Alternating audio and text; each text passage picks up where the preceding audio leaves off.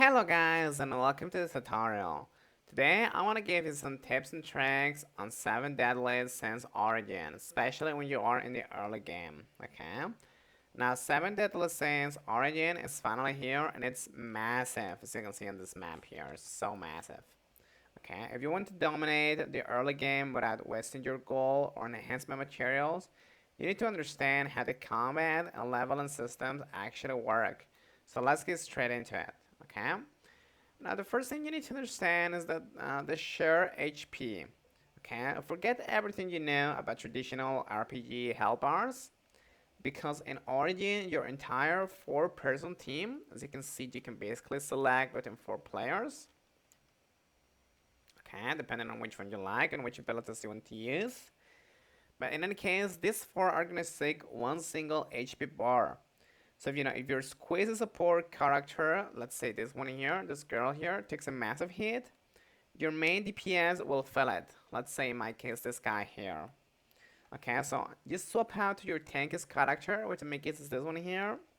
Right before a boss is gonna land a heavy area of effect attack to minimize the damage your overall team is gonna take. Okay, this is the tip that I'm gonna give you. Alright.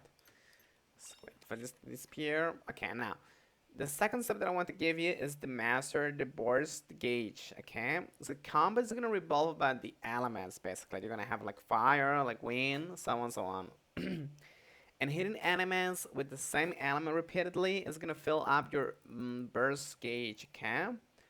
Once it's filled, you can unleash an elemental burst.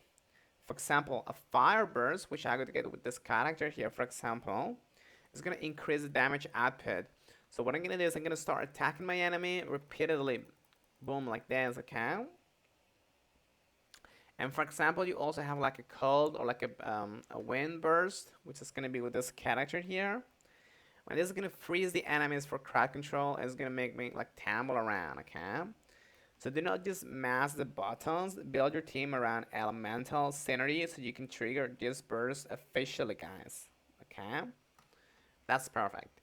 Now the third step that I want to give you is to utilize the tag skills, okay? So let's say that I'm playing with this character here. And I'm using my strong attacks with my Q and with my E. And as you can see, there's a cooldown with this, okay? So what I'm gonna do now is I'm gonna change the other character at the right time, which is gonna mean that I'm not gonna have a cooldown with this, okay? I can just use them again, like my normal or my powerful attacks, okay? So this is a very powerful joint attack that is going to deal massive damage and is going to deal or keep your combo meter running, okay? Fluid character rotation is the key to melting bosses, okay? So just use basically like strong attacks with your, tanky ones. And then when you are on a cooldown, just swap to the other one and you're going to have it ready to go again and again and again. That's perfect, okay? Now finally guys, let's talk about mastery. In this game, there's no traditional level up button for base stats.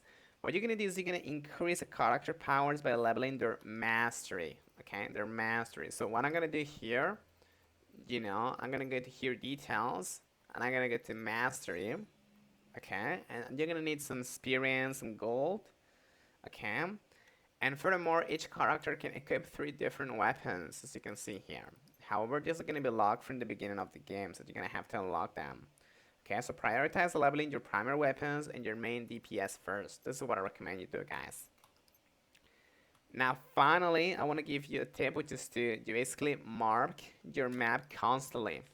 If you open your map in here, you can see that Britannia is actually packed with resources. So every time you find a rare or deposit, a fishing spot, or a cooking ingredient cluster, just open your map and basically you can place like a coin. Okay, you can place like a pin in here.